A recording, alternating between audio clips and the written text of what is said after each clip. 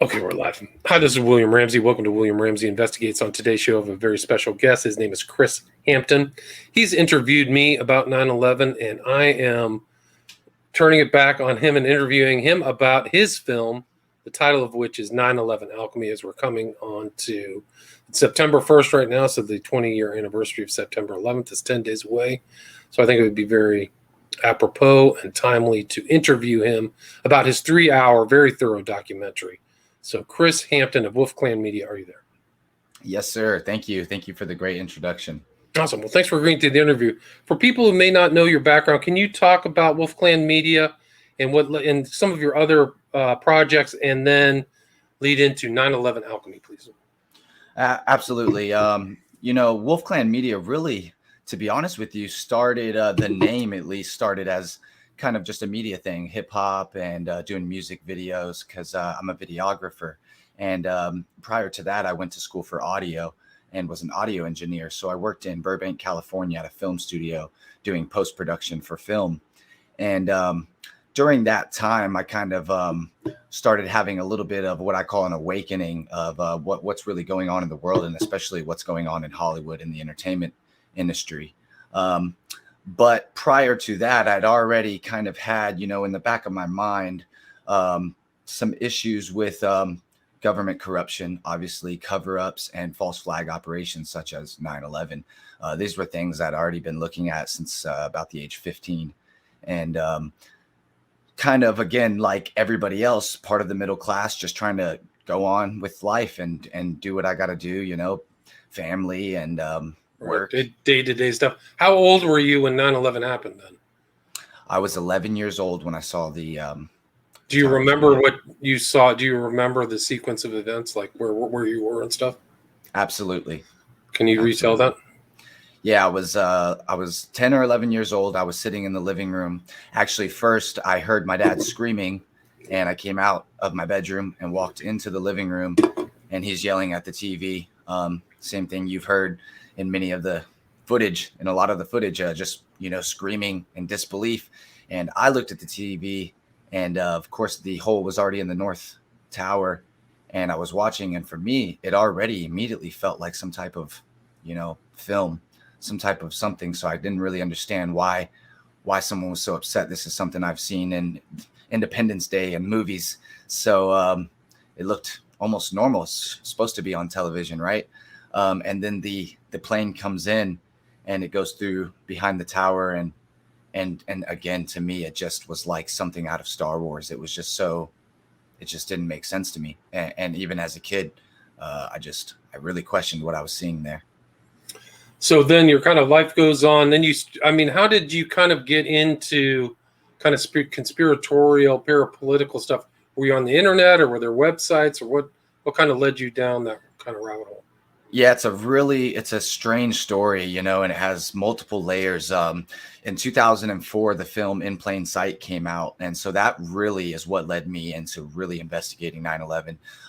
Dave Von Kleist. That's right, yeah.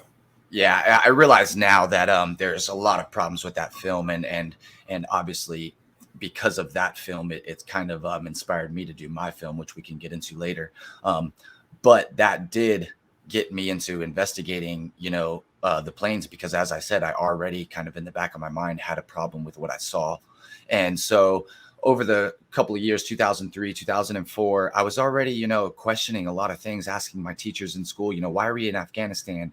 And, when they had nothing to do with this, and you would get these answers about oil and things. It was always the same. And it seemed to be a shrug of the shoulders, like it was just okay to invade these countries. And then really what got me into 9/11 was that film. And I followed that film. But what's so strange about it is then you find the truth movement, which comes a couple of years later, 2006, 2007, 2008. You got architects and engineers, the scholars. And I started following scholars for 9/11 truth, right? Absolutely. And I really was a follower. I really followed these people. I would donate and I'd believe things they would say. And of course, the government story, the 10,000 page NIST report that came out just didn't make any sense.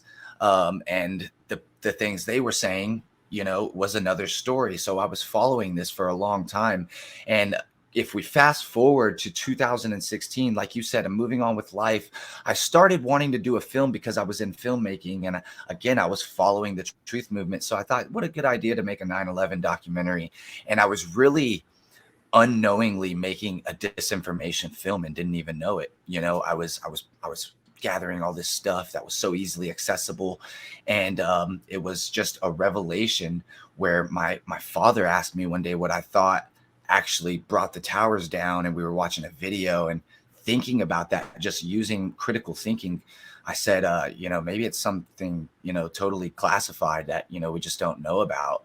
And he said that he'd heard something about a Tesla oscillator and Nikola Tesla with this oscillating and being able to bring down a building with an oscillator and things like this. And that Google search turned me on to a whole new area of the internet I didn't even know existed. And it made me realize that while following the truth movement, I'd forgotten that I really didn't truly believe the plane story, but this was not allowed to be discussed on their websites. This was a no-no. This was taboo. This was not credited, good scholarly 9/11 research. If you were talking about no planes, you're on the fringe. And I realized that I'd almost conformed to change my beliefs. Some people watching may be familiar with the Ash conformity experiment, where you change your beliefs, you change your reality. So that changed everything, and I started realizing that the truth movement was actually censoring information. They were censoring what looked to be evidence of classified high technology. And I think, honestly, William, you put it the best. I think your description of 9/11 is one of the best I've ever heard. And it was in your film. And it was 9/11 was an example of the highest technology influenced ceremonial magic. Absolutely.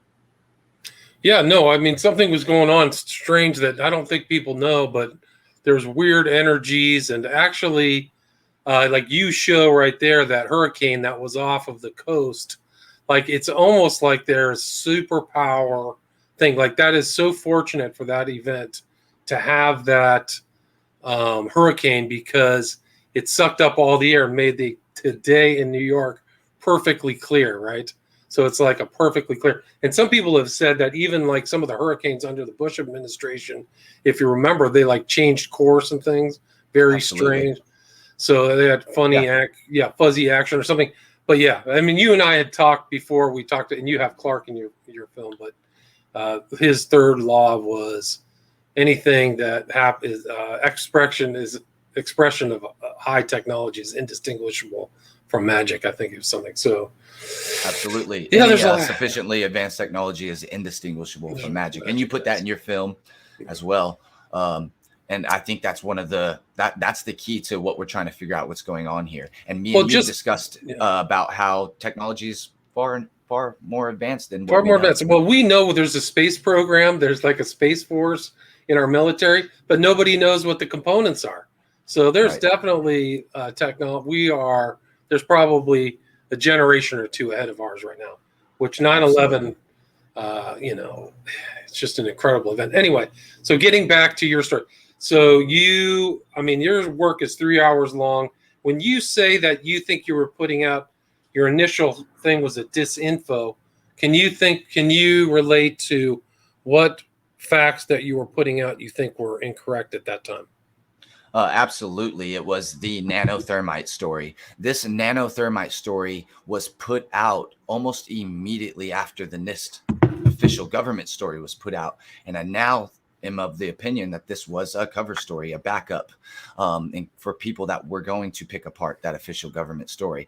And the main reason is because of what you just brought up right there, the hurricane.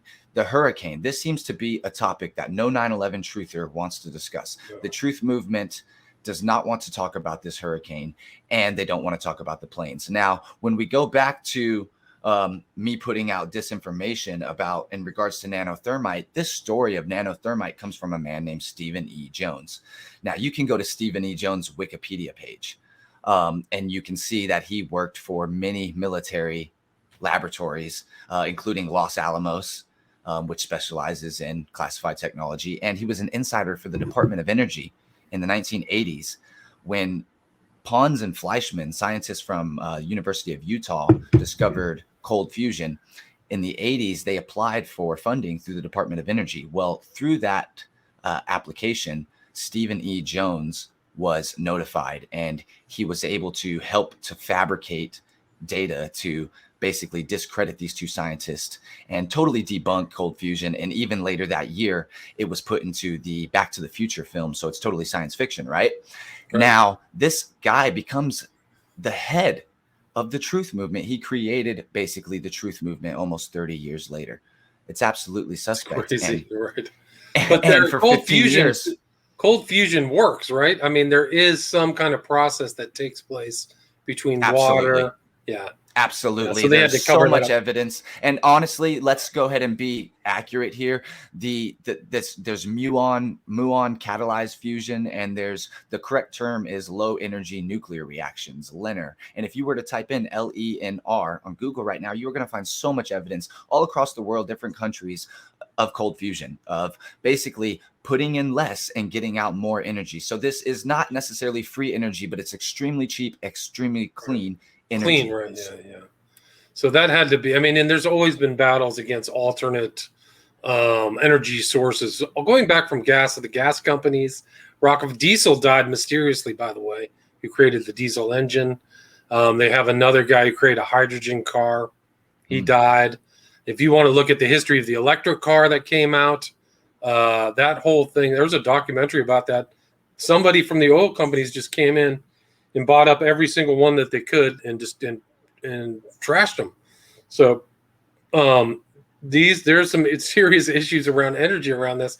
But Stephen E. Jones, he is questionable. I mean, you're always getting shaped by a lot of these different. The NIST report was a joke, if I remember correctly. And that guy who ran that wasn't even an American. He was from like India or something like that, if I remember correctly.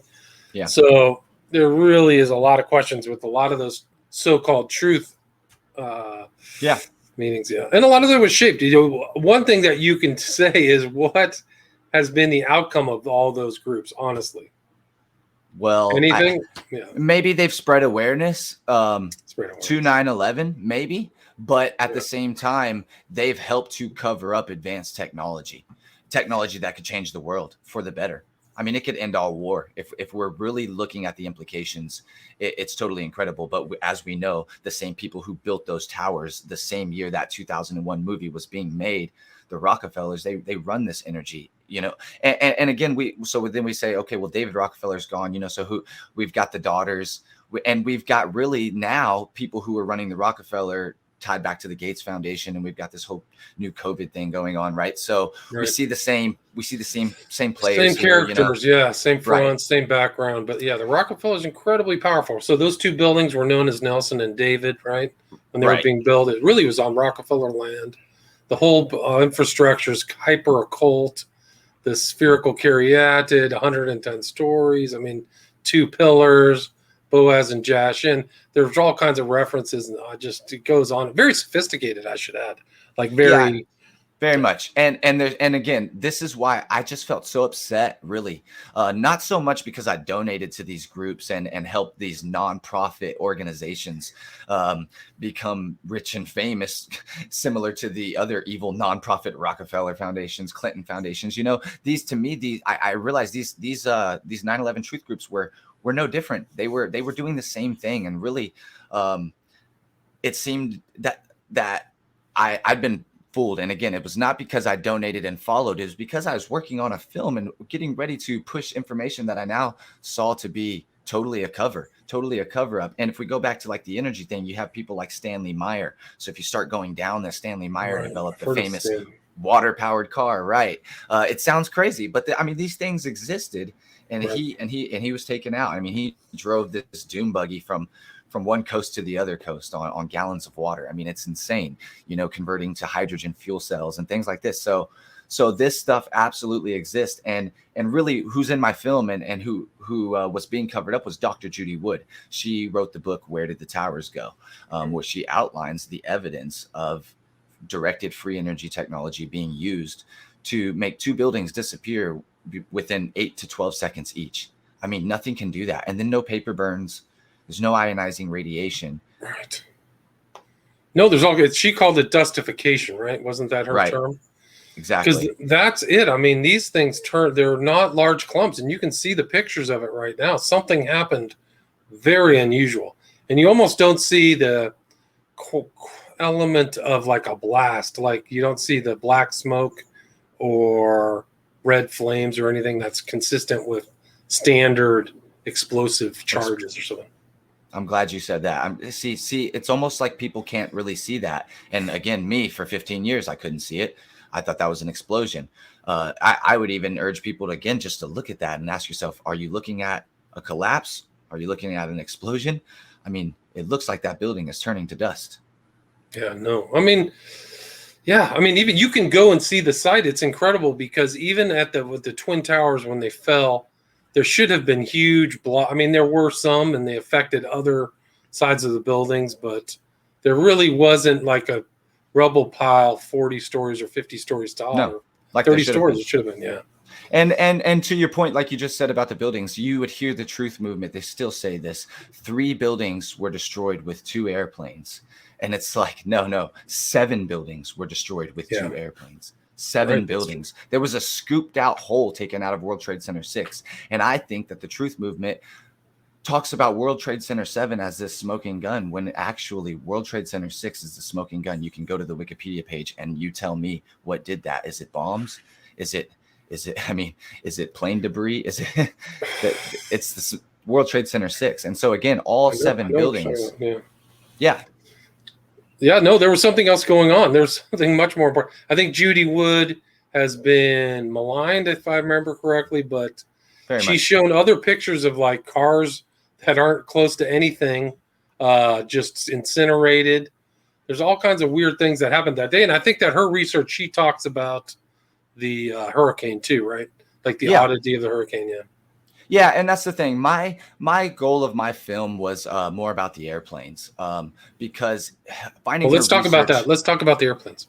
Okay, so finding her research really helped me to break out of this cognitive dissonance, and I realized that the Truth Movement was helping to cover up the airplanes. Now, when I did the film, there's multiple goals I set out to do, but one of the main ones was to prove that the videos were real. I started watching films like Simon Shack's September Clues and Ace Baker's Great American Psy Opera. And there's other films that have been made, again, like the Loose Change, which there is was the another first guy, internet blockbuster. Right. But there was another guy, too, who did a really good movie. I can't remember what his name was. The airplane, let me think. There's quite a few. Not nearly as many as there are about the destruction of the towers, but there are quite a few. And there's some good ones. And some of these are Netflix, again, internet blockbusters. You know, they're streaming on Amazon and Netflix, and they all have a theme. They're either promoting the idea of a fake plane composited in or CGI'd, or the idea of a reinforced, military plane, or something with something attached to the bottom, a pod. Right. Dylan Avery outright says you can see it shooting a missile right before it impacts. It's like, no, you can't. Right. But he says that.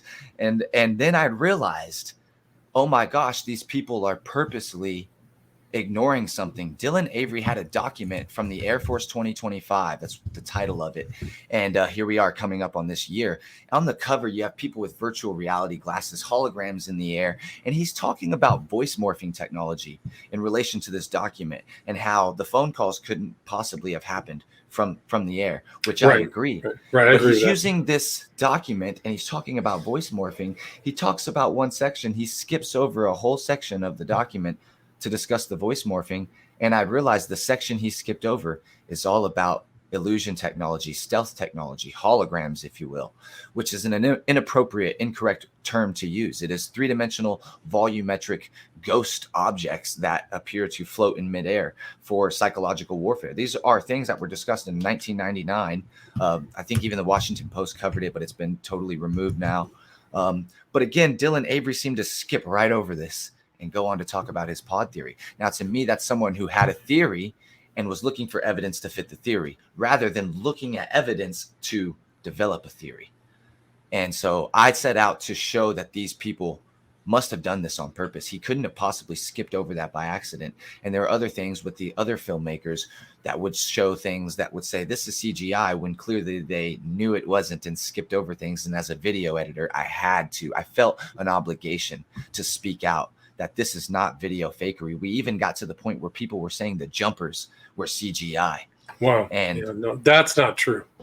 They're falling, and there was pictures of them dead and reports of people saying there's actually I don't know if you've seen it, but the fire people were going through the bottom of the towers and you could hear the audio of the bodies dropping on absolutely. And I don't believe any of it was CGI. I don't believe there was okay, so you don't believe so you're not a no planer. You believe the planes are real.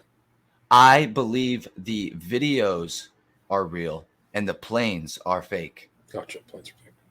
So I believe the planes were some sort of stealth technology, which I expand on more in the next film. But again, this seemed to be a common theme. The people, another great one is Ace Baker. He works for companies that actually did the 2008 hologram election thing on CNN. They beamed hologram into the CNN studios in 2008 for the election. This company, 9/11 Truther, works for him, and he's talking about CGI.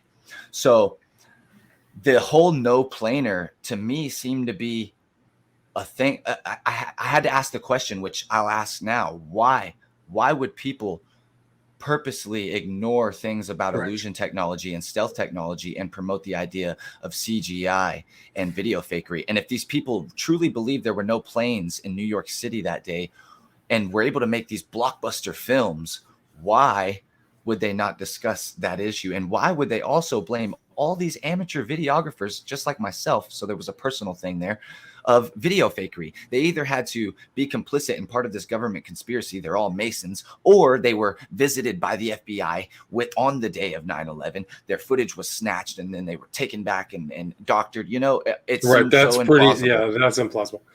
But wasn't there the two French brothers, the Naudet brothers, who filmed 11 hitting the building, and they're kind of why they were on site. They're very suspicious. They were given access in 2015 to the CIA, every living director of the CIA. They made a documentary that's on Netflix. I do not believe the Naudet brothers were amateur videographers. So now you see I'm almost conflicting myself. So again, but these guys were French professional guys there to film, right? The firefighters. There's even a witness.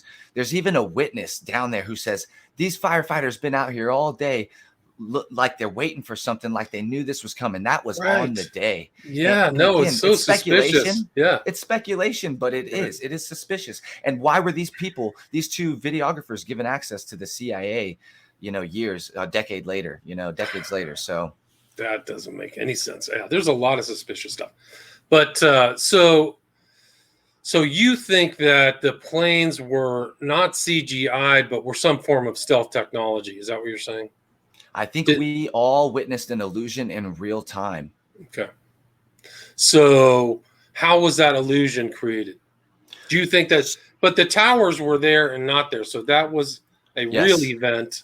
Exactly. Whatever. And that's the thing. Again, that started becoming a thing with the vicsims. These victims are simulated CGI vicsims. And if you'll notice, me and you discussed, that's started to become a bit of a topic in these shootings, which we know are occult rituals. For the most part, these mass shootings that are happening are very much connected to the occult world and very much false flags. You can always find some these of them, numbers. Yeah. Well, some of them go to MK Ultra. Some of those people are zapped out of their brains. Yeah, zapped out of their brains, and Sirhan is just getting out, and he was probably one of the first kind of these lone nuts. Lone nut. And so again, why it begs the question: why would 9/11 truthers that are just like me and you, seeking the truth, start pushing the idea of vicsims, and then even to the point I never took that seriously. Yeah, I just and you would think, I wouldn't take that seriously, but I believe all those truth movements were all infiltrated by assets of some sort or another.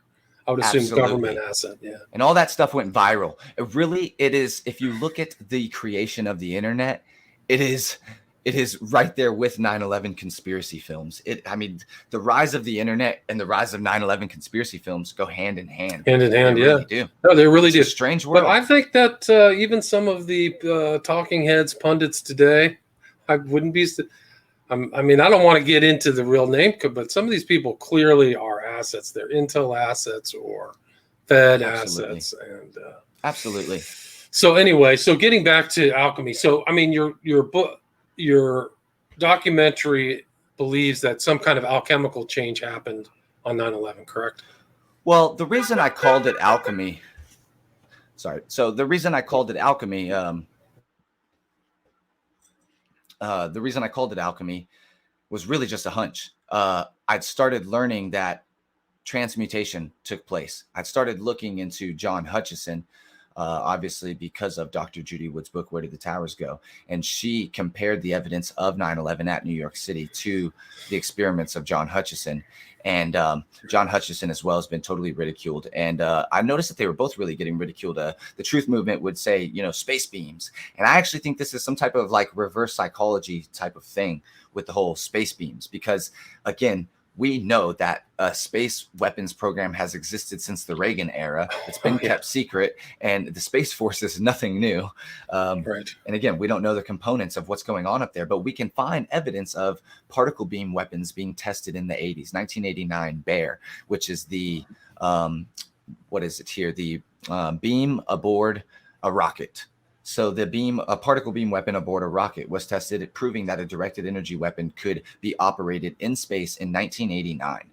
Right. And so we have that evidence. Now, I'm of the opinion that the illusion technology we saw on September 11th was part of, in some way, almost the same type of mechanism or component of what destroyed the buildings. What created that plane-shaped silhouette, almost like a cartoon cutout of an airplane in both the towers and the hole in the ground in Shanksville. To me, this is all directed energy. Holograms or three-dimensional volumetric objects would be induced using things like laser, which is a form of directed energy. So to me, it is all directed energy. And what Dr. Judy Wood tries to show is that by studying this and understanding the destruction, at least the destruction part, then we can all as a collective really understand that free energy exists. We do not need to be operating our cars on gasoline and paying these bills to the Rockefeller, or let alone giving $30,000 to Elon Musk for his miracle electric vehicle for the luxurious rich upper class. But I really set out more to prove that this technology of this illusion exists and is more important than the rest of it. And I don't like really saying that it's more important, but to a degree it is, because once you uncover illusion technology, it's no longer a weapon. It can no longer be used against you. And what are the implications of that? I mean, you think about films and sci-fi films like Independence Day and the way that the White House was destroyed in Independence Day. Very similar, which by the way, which psychologically, I don't know what happened there, but the sales of that film statistically went through the roof the day after 9/11. Something someone pointed out to me and I verified, which is just so strange that people decided to go to Blockbuster and Hollywood Video right after in 2001 to go rent Independence Day. We saw something that day and we didn't understand what we saw. Right. Yeah, no, it's crazy. I mean, like you said, in your film, the highest technology influenced ceremonial magic. My new film is all about the occult aspects, which also seem to be totally ignored by the truth movement. None of them want to talk about Crowley. They don't want to talk about Crowley. You start bringing up numbers around these people and put them in the loony bin. Put a straitjacket on him. He's talking about the numbers. Or me, yeah. I mean, I have no question. They would never invite me in anywhere into the 9/11 truth movement. When is your new documentary done? It's not done yet, is it? It is basically done. It's being critiqued, peer reviewed, and it will be released on the anniversary. And I actually I've got your book featured in the new film. Sweet. So that'll be great. Do you have a title? Do you have a title you can disclose? The title is 9/11 Alchemy, A Big Idea. Either A Big Idea or The Big Idea. Which it's a big idea. It sounds like something George Bush Sr. would say. He did say it. He said it many times in Okay. relation to the New World Order, which you pointed out in your book and in your film. And he also talked about the law. Now, to me, this big idea is the New World Order. And I actually found some very, very strange cryptic clues from the media about this big idea. Interesting. I'm looking forward to seeing that. So where will people be able to find that? On your website? My website is wolfclanmedia.org. WolfClan Media. I'm going to put it right in the show notes. Wolf. As long as this one, is it 3 hours long? No, it will not be 3 hours long. I know the last one is very difficult for people to see, but it's important. I didn't want to leave anything out. I wanted to really, I wanted to address that plane issue. I wanted to vindicate all of the amateur videographers who I'd personally spoken with. Many of them do not want to be part of this. A lot of them had trouble getting jobs because you would look up this Jennifer Spell, for instance. You would look her up. Say you're an employer trying to hire her as a videographer, and you look her up, spellbinding fakery, the 9/11 hoax, things like this. And it had trouble getting jobs. I wanted to vindicate these amazing videographers who just captured something that they couldn't explain that day. And I really wanted to do that in a way that wasn't vindicating the mainstream media. And I've still to this day been accused of vindicating the mainstream media by promoting this hologram theory rather than the video fakery, because again, if any side of the truth movement were to talk about the planes, they're either going to say that the mainstream media basically put fake videos in there. And so by me debunking that, I'm debunking the mainstream media. But in no way am I doing that. They are so complicit. They didn't report the hurricane. And I would say, honestly, that they put out the truth movement's biggest talking points. Larry Silverstein came out and said, yeah, we were told to pull it. You think that was an accident that mainstream media ran that? No, absolutely not. That was so the truth movement could run with that for the next 20 years and keep all of us entangled in this arguing of what really happened. And I think the core about what me and you get to in this new film and in your book especially is, what is the end goal? What's the point? Let's not argue about all the physical, aspects of what actually happened, even though it's very important. What was the point of September 11th? Right. What was the point? Right. It's a big idea. Well, it's a big idea. Here's the thing. It's been 20 years. We know what's happened. We just ended a 20-year war, longest war in our history in Afghanistan, invaded Iraq, put in the Patriot Act, huge surveillance state, pumping and dumping the entire economy from 2001 to 2008. Interest rates were zero.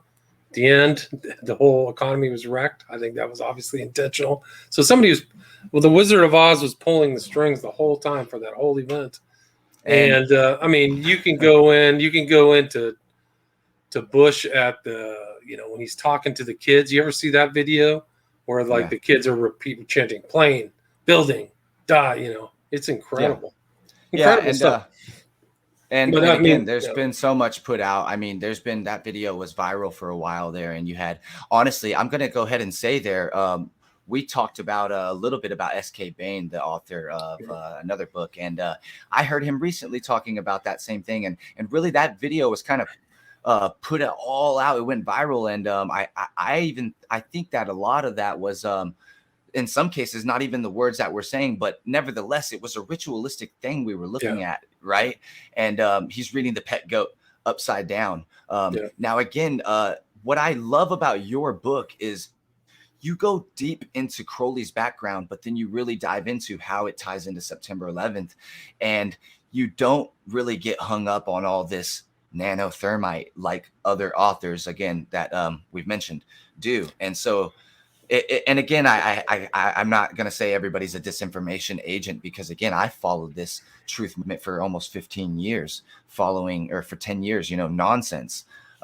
That was just a cover up. Again, they didn't want to, they had key words on their websites, on their forums, which was proven by a couple of researchers, things that couldn't be said: Zionist, Dr. Really? Judy Wood, no planes, holograms, things like this were words that as soon as they came up on the forum, they were flagged immediately.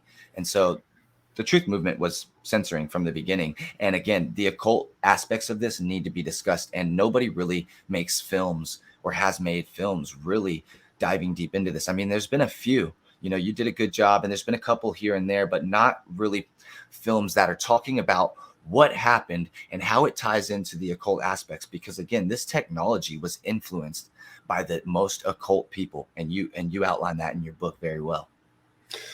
Yeah, I mean, it's kind of sad that, in my opinion, they've missed a lot of stuff. You can go back. I'm looking at conspiracydocumentaries.com. There's been on 9/11 25 documentaries. Ryan Dawson, all these characters that have been around, and nobody really wants to mention the 11. Nobody wants to mention all the Rockefeller stuff. I mean, that's really the core for me. That's really where you have to go to. So the fact that they're not doing it is, I mean, I have this way of, like, you ever hear of like the Overton window acceptable kind of discussions, like everybody wants to stay in that, and then the like a consensus. Right. So if you're out there, the people who want you to be inside that window mock, belittle you, whatever. But there's like a corollary to that, which is kind of like a sandbox where you don't ask too many questions. It's like an Overton sandbox where you stay in there and people want you to play in that sandbox. But if it's and we're in that right now with this pandemic, are we not? Yeah, no question. Absolutely no question. I talk to people all the time. There's a lot of problems there. A lot of problems with, I mean, here's the thing. I mean, one of the things that's obvious about the pandemic is that they should just go and test people to see if they have natural immunity. Then they don't have to worry about risking anything to do with vaccines. But they're just reshaping it all the time. You got to take your vaccine. You got to take your vaccine. You got to take your vaccine. Yeah. That should scare the crap out of people. I'm not taking the vaccine. No way. You could not put that thing in my body. And I'll take COVID.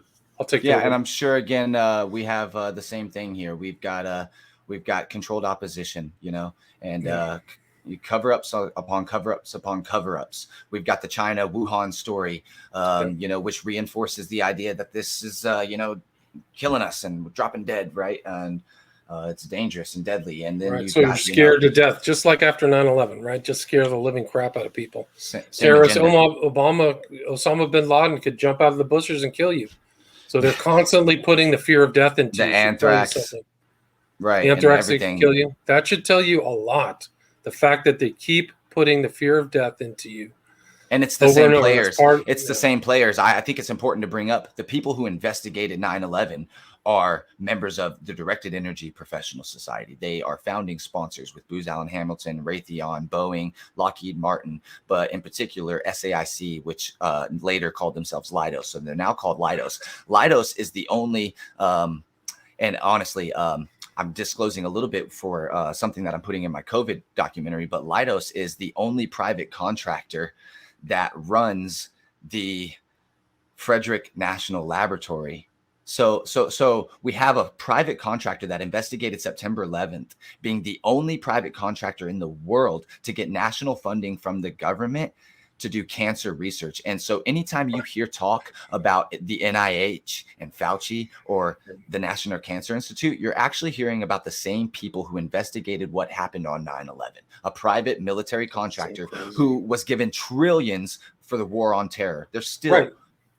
Here's another point. If you remember, Cheney said there's going to be a terrible dip in the national security payments, right? So they were dipping off because there were no crises. But then when 9/11 happened, they were flush with cash. Everybody got money, just like the medical cartel right now, right? I don't know if the medical cartel was really doing that. Interesting point. But the medical cartel is now flush with cash and dominating everybody and telling you what to do. But that's what happened after 9/11. So you can go back and look up Dick Cheney, and I think he called it the dip or cratering of the national security. And all those stocks, they all went from $5 stocks to $60 stocks because they were all full cash. That's right. And then you had the insider trading and everything going on too. Yeah. So 9/11 was probably the most beneficial thing that could have happened to the Bush administration imaginable. I mean, it played right into their hands. These so-called terrorists.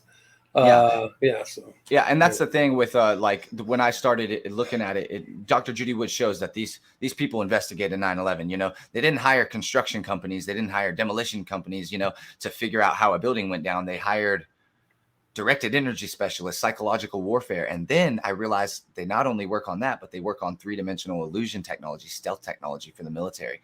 So when I saw that the same people who investigated 9/11 worked on this stealth technology, really that was another point of the film. I really needed to get that out there. And where can people see 9/11 Alchemy?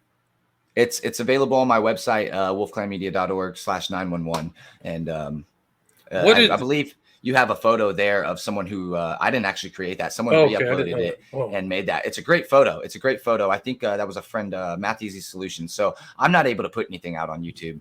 So you have to go to my website basically to watch anything. But that's a great photo. This is your cover? That is the DVD. Yeah, that's the DVD. Gotcha. And then actually the cover I originally used, if you go to my website, has a really strange cloud going through the towers. I don't know if you've seen that. It's taken the night before, like 12 hours or so off of a boat. A guy who was spending the weekend out there, and you can find his website. But it is the strangest. I may be able to. Here it is. So this is your site, and so if you go up to the top to the 9/11 tab. 9/11. That picture there at the very top.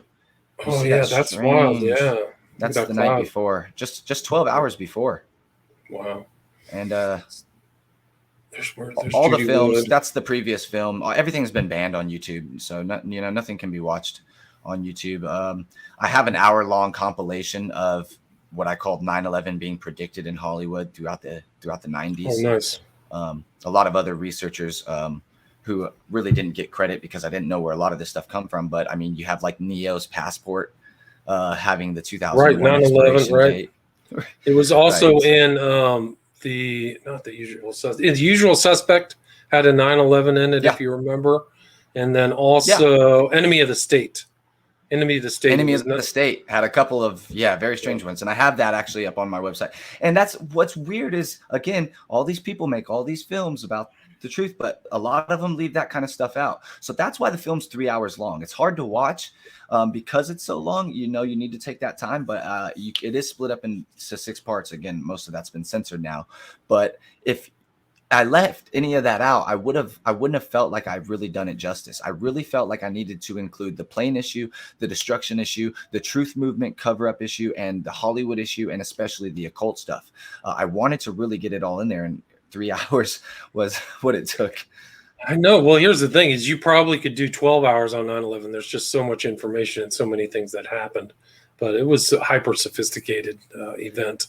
And there are things that no one has ever discussed in that film. That's the reason it's really 3 hours. I mean, and I'm not trying to be overly, I'm not trying to toot my own horn. There are really things in there that no one has ever discussed. The energy effects at Shanksville and the Pentagon, the fact that iron microspheres were found instead of jet fuel in that dirt there.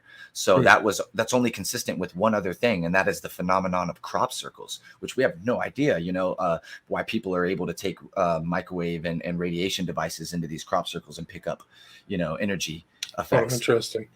So where can people see this? We're at 40 minutes. Where can people go see 9/11 Alchemy? The best way, can you stream it on your website? Straight from my website. Okay, you can stream it straight from the 9/11 tab there that you were just on. Gotcha. Right at the top of the page, that's the film. It's 3 hours. Gotcha. If you pause it on the website and close out and go back to it later, you can start it up. So again, it's hard to watch. Watch it in parts. There's 30-minute sections in there. But your new movie is also going to be on wolfclanmedia.org as well before the 9/11 of 2021. So within the next 10 days too, right? I'm going to release it on the memorial, on the day. I'm going to release it on the morning. So that morning, everybody, I encourage you, don't go watch a propaganda film on Netflix. Spike Lee just put out some nonsense. Right. So just on the morning, don't watch these nonsense propaganda films. Go see my new film, which will be live on my website that morning. And it will be about half the length. It'll probably be about 90 minutes long. Cool. And that title is 9/11, A Big Lie, right? 9/11 Alchemy, A Big Idea. A Big Idea. That's right. 9/11 Alchemy, A Big Idea. And again, the researcher is Chris Hampton, and the website is wolfclanmedia.org. Thank you so much, Chris. Thank you so much, William, and thank you for your book. My pleasure. Take care. Bye. Are you still there? Hold on.